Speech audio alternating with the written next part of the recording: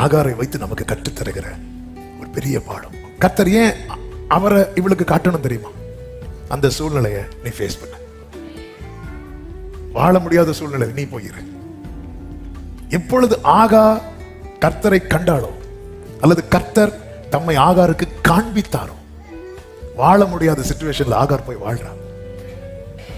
ஆகாரின் சரித்திரம் என்ன அப்படின்னா, அவ ஓடி போனவ அப்படிங்கிற ஒரு பெயர் அதுக்கப்புறம் கிடையாது கிடையாது.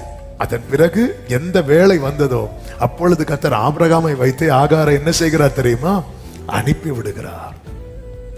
ஓடி போன போது அவளால வாழ முடியல, திரும்பி வந்துட்டா. நம்ம ஓடி போறோம் வைங்களேன், திரும்பி வருவோம். ஆனா அனுப்பப்பட்டா திரும்பி வர்றதுக்கு வாய்ப்பில்ல.